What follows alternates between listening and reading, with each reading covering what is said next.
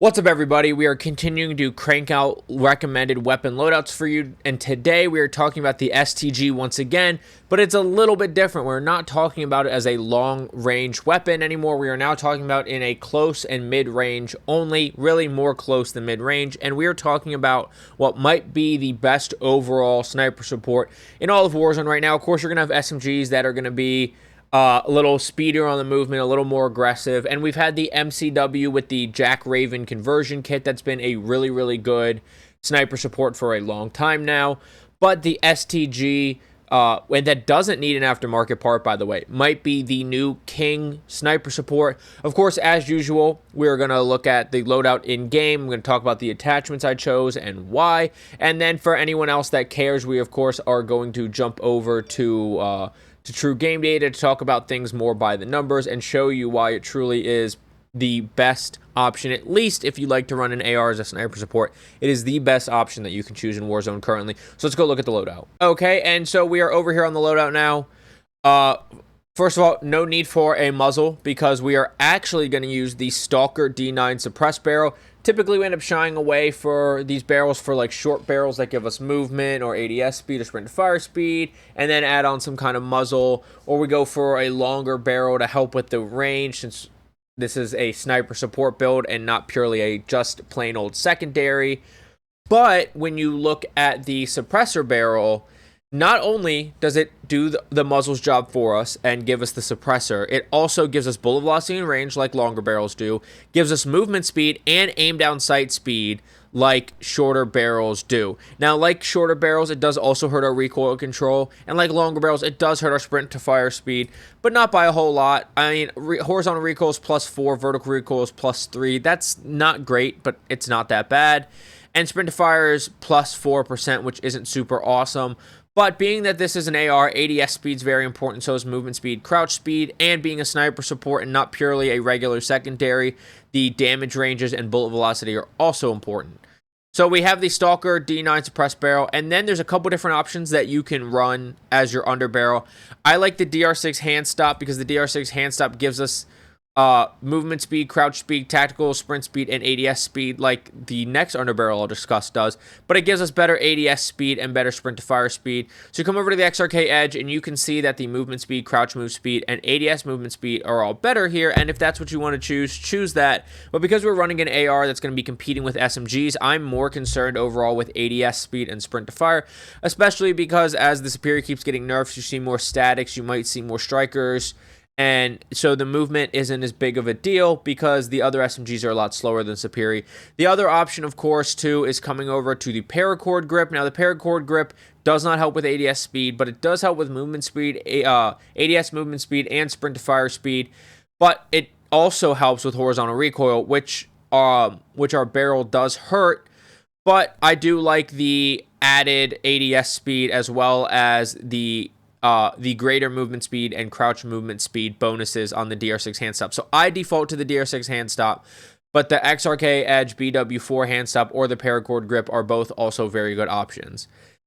Then I go with the Jack glassless optic. We don't have anything controlling firing aim stability yet. Normally that would be our Bruin heavy barrel or our barrel or our muzzle. One of those would help with our aiming stability, and we all know since the end of Warzone 1, firing aim stability has been a big deal. So I go with the Jack glassless. Now that does hurt your ADS a little more. If you don't mind the visual recoil and you don't necessarily want to hurt your ADS more, go for the NIDAR, go for the Slate Reflector, the Morse Dot Sight, the Slimline Pro, whatever you're comfortable with, but I'm not a fan of the visual recoil. Also, the Cronin Intless MS-12 is getting a little more popularity. That's also a good one because it helps with ADS speed and aim stability. But you are visual. Your laser is visible in ADS. But I go with the Jack glassless. And then we have the 40-round mag versus the 50-round mag. I prefer the 40-round mag. It's only 10 less bullets. Now, if you're in quads, you might want to do the 50-round mag. But the big difference here is that ADS penalty is double. We'll see that more when we go to True Game Data. I'll talk about that a little bit. But the ADS penalty is double for only 25% more ammo. So not quite worth it to me, but do the 50 if that's what you would prefer, especially if you're playing quads. And then finally, we have the Citadel grip, which is going to help with that recoil control and gun kick control, 10% in all the categories. Also, could consider the not Z3 grip, but it's going to hurt your recoil to help your ADS and sprint to fire, especially that sprint to fire. It helps a lot. So that's another thing. If you are okay with adding more recoil, it won't add more visual recoil over the Citadel grip, but it is an option over the Citadel grip to help with the ADS and sprint to fire. But I am trying to balance my loadout overall. You could also consider the DR79 combo stock, since this will need to be in mid-range, but that's going to hurt your sprint to fire and aim down sight even more. And then the no stock just hurts your recoil too much. But hey, if you can control it, that's also a good option. And then finally, you could also drop the rear grip for the high velocity rounds. I don't think there's high grain. I just passed them. You could do the high grain or the high velocity. Once again, that's a different debate. But if you don't mind the recoil on it, you could drop the rear grip, and I would go with high ground over choosing any of the other attachments. Of course, if you're really worried about ADS and sprint to fire, Razor Hawk over the rear grip is also a possibility to really help with the sprint to fire and aim down sight. See, it's 9% ADS, 15% sprint to fire. So those are your other options that you could run. But I think this is the best overall balanced loadout, and something that I think that you should run if you are interested in using this as a sniper support.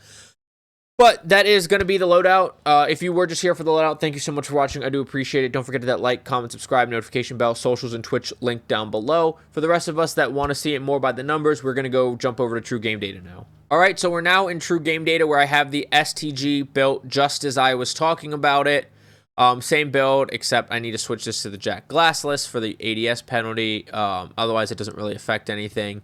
Then we have the MCW with the Jack Raven kit, quartermaster suppressor, the normal barrel, optic, under barrel, static HV is my normal static build, which I'll link that video down below, except we have the quartermaster over the Zem because we are going to be shooting it farther at range, as well as the Jack Glassless over the Moore's dot that I had.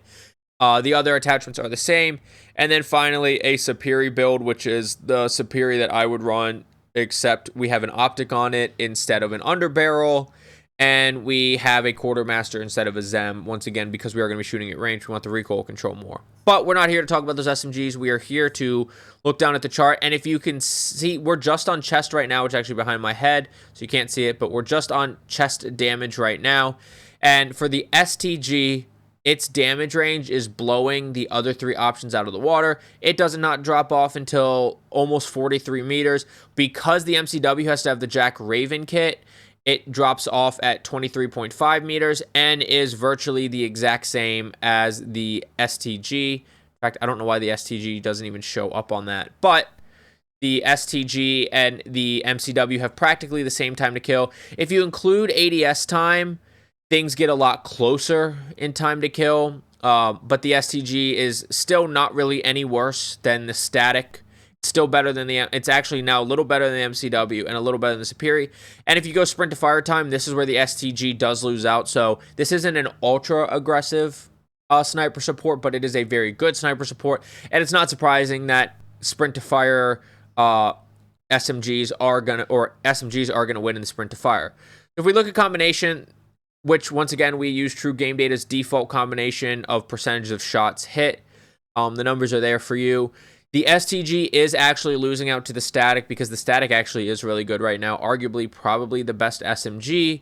But once you get outside of 20 meters where the static is falling off, it's not going to touch the MCW or the STG. And this is for full sniper support and not just really another secondary. Combination sprint to fire time, it's pretty much what we saw with chest.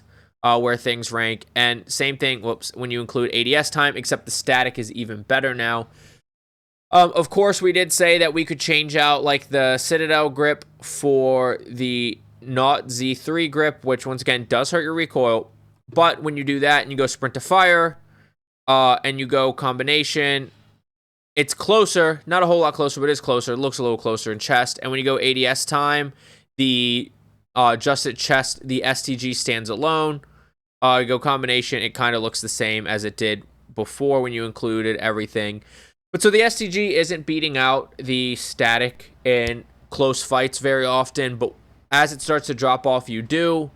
And then if you hit headshots, the MCW is, if you're hitting all headshots, is better, but the headshot makes a big difference on the STG compared to the two SMGs. But I do prefer this combination graph. Of course, those are the statistical ways of looking at this. I do think the STG is an argument. I would run it more with a cat or a Moors, but if you're playing aggressive with a car, I would probably stick with your SMG preference, probably the static. But it's definitely something worth trying out for yourself. Let me know in the comments if you do try it, if you're not gonna, whatever you think of this, let me know in the comments down below. And don't forget to hit that like, subscribe, notification bell if you like this type of content and want to see it first. And also, all my social medias and my Twitch are linked down below if you want to see me live, see my other content.